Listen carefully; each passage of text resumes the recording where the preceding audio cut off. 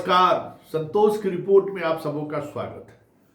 और आज हम संतोष की रिपोर्ट में बात नीतीश कुमार को लेकर जो आरजेडी की जो पॉलिटिक्स है उस पर करने जा रहे हैं। जी हाँ, जिस तरीके से पिछले 3 दिनों से राष्ट्रगान को लेकर आरजेडी जिस तरीके से सदन से लेकर सड़क तक आंदोलन चलाए हुए हैं, आज तो विधिवत पोस्टर तक जारी कर दिया है। तो आखिर इसके पीछे मकसद क्या है आरजेडी का? नीतीश को कमजोर करके आरजेडी को क्या हासिल होने वाला है, या फिर नीतीश पर हमला बोलकर आरजेडी किसको साधना चाहता है? क्योंकि अगर राजनीति का ककारा समझने वाला व्यक्ति भी इस बात को समझता है और पूरे शिद्दत के साथ समझता है कि नीतीश कुमार अगर कमजोर होते हैं तो संभावना आरजेडी की भी बन सकती है और बीजेपी की भी बन सकती है। उनका जो वोटर दोनों में से कहीं भी शिफ्ट हो सकता है। और ऐसा नहीं है कि आरजेडी की तरफ शिफ्ट नहीं हो सकता है, लेकिन आरजेडी जिस तरीके से नीतीश पर लगातार हमला बोल रहा है और जिस तरीके से हमला बोल रहा है, ऐसे में आरजेडी के साथ नीतीश के वोटर टर्न आउट हो, इसकी संभावनाएं धीरे धीरे छीन होती जा रही है। ये कई ऐसे फोन कॉल्स आए हैं जिनसे हमारी बातचीत हुई,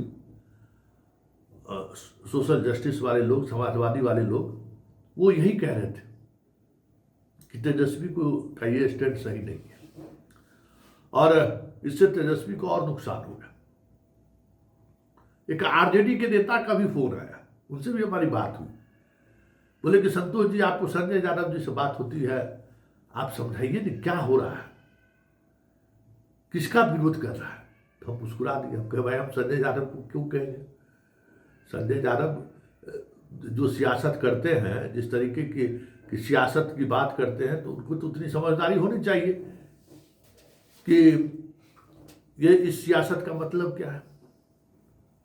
क्या इस सियासत का मतलब नहीं है कि एक ऐसे अवसर पर जब सीधे सीधे तौर पे तेजस्वी मोदी को घेर सकते थे और मोदी के सहारे पूरे मोदी की पॉलिटिक्स को वो बेनकाब कर सकते थे, ऐसे मौके पर मोदी पर हमला करने के बजाय नीतीश पर हमला कर रहे हैं, तो कुछ तो बात है, कुछ तो बात रही होगी। ऐसा क्यों हो रहा है? क्योंकि राष्ट्रवाद की राजनीति कौन करता है?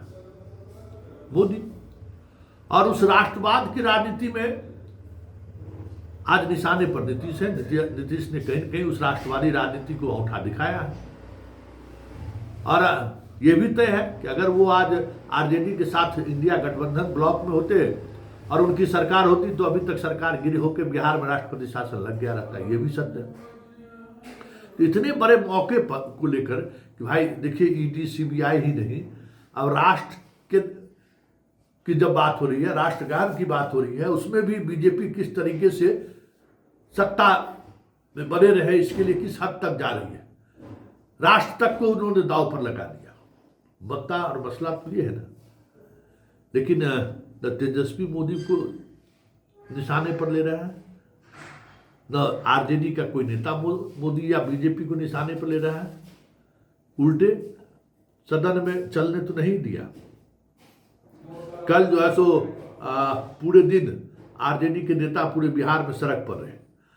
आज जगह जगह पर जो है सो होर्डिंग लगाया गया, जगह जगह कार्टून बनाकर लगाए गए हैं कि देख लीजिए सुशासन बाबू का क्या क्या चरित्र है। तो ये कहीं न कहीं कुछ अटपटा नहीं लग रहा है। इतने समझदार तो लालू यादव हमें, उतनी समझदारी तो उनको है, और वो सियासत को भांपने वाले पुराने ब्रेटली हैं, हेडली है, कह सकते हैं कि भाई उस दौर के तो महान खिलाड़ी हैं ही, और सिर्फ खिलाड़ी ही नहीं है, राजनीतिक समझ भी रखते हैं। तो आपको लगता नहीं है कि कुछ न कुछ चीजें बिहार में स्वाभाविक चीजें नहीं चल रही हैं? जो कुछ भी हो रहा है वो अस्वाभाविक हो रहा है। अभी से पहले नीतीश कुमार पर जब कभी भी हमला होता था तो लालू नीतीश के साथ खड़े दिखते थे, लालू परिवार खड़ा दिखता था। लेकिन जो कुछ अभी दिख रहा है वो दिख रहा है कि भाई नीतीश पर हमला बोलने की कोशिश ज्यादा हो रही है। नीतीश के सहारे नीतीश को ही फिनिश करने की कोशिश में पूरा आरजेडी लगा हुआ है। और जो जबकि सबको पता है कि इस राजनीति में लाभ आरजेडी को होगा, ये कहना मुश्किल है। नीतीश के फिनिश होने पर नीतीश का वोटर आरजेडी के साथ चला जाए, ये कहना मुश्किल है। और अगर एक बार बीजेपी के साथ शिफ्ट कर गया यूपी की तरह, तब तो फिर दशकों तक लालू परिवार सोच भी नहीं सकता है सत्ता में वापसी की। वो नीतीश है तब ने 2 बार सत्ता चख लिए, नहीं तो 2005 से लेके अभी तक उस स्थिति में तो है ही नहीं। सत्ता चखने की बात तो छोड़ दीजिए। जब कभी भी 15 में और अभी जो सत्ता में आए, नीतीश की वजह से ना आए। और नीतीश ही जब नहीं रहेंगे तो फिर सत्ता के आने का सवाल कहाँ है।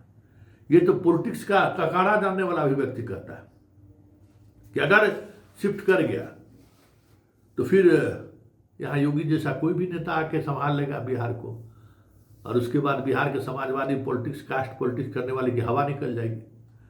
क्योंकि आरजेडी एमवाई समीकरण से बाहर निकलने की स्थिति में नहीं है और ना ही निकलना चाह रही है वो। कांग्रेस अभी यात्रा में व्यस्त है। कांग्रेस की भी वो स्थिति नहीं है कि कांग्रेस उस वोटर को अपने साथ जोड़ सके जो वोटर नीतीश कुमार के साथ है।